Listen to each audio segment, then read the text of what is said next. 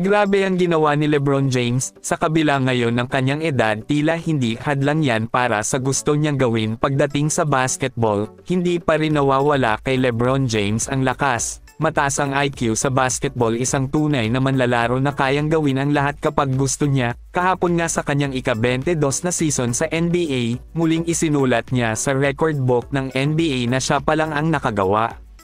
Sa laban ng Los Angeles Lakers vs Memphis Grizzlies, gumawa si LBJ ng isa pang mahusay na pagganap sa lahat ng aspeto sa laro. Gumawa siya ng triple-double na merong 35 points at 12 rebounds at 14 assists sa 128 at 123 na panalo.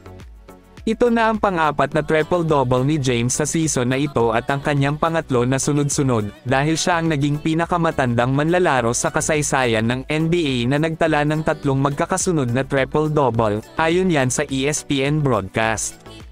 Ang tatlong sunod na triple-double na iyon ay kasabay ng apat na magkasunod na panalo para sa Lakers.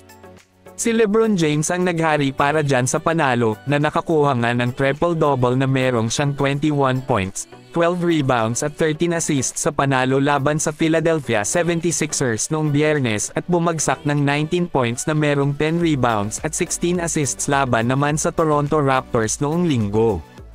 Walang duda hindi pa rin nagbabago ang mga laro ni LBJ, isa pa rin siya sa maaasahan ng koponan. Sa ngayon meron siyang average sa season na ito ng 24.3 points, 8.1 rebounds at 9.4 assists per game, at 7-4 na ngayon ang record ng LA Lakers pagkatapos manalo laban sa Grizzlies. Habang ang Milwaukee Bucks naman parang bumabawi na, hindi nga mapagkaila na kulilat ang mga nakaraang laban nila na humantong pa nga sa pagbatiko sa kanila na tila may problema talaga. Ngunit ngayon nga tila nagpapakita na sila ng kanilang lakas. Habang literal naman na binuhat ni Giannis Antetokounmpo ang Milwaukee Bucks laban sa Detroit Pistons, nagtala siya ng career high sa season na ito na merong 59 points at sinamahan pa ng 14 rebounds at 7 assists, at 2 steal at 3 blocks.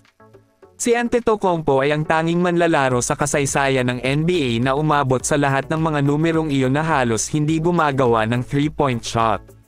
Nagsimula si Giannis Antetokounmpo sa isang mainit na simula na merong 22 points na nasa unang quarter pa lang, nang malapit nang matapos ang laro kinailangan ng Bucks na makaligtas sa isang kontrobersyal, bago isinara ni Giannis ang mga bagay sa estilo na may 11 points sa overtime upang talunin ang Detroit Pistons.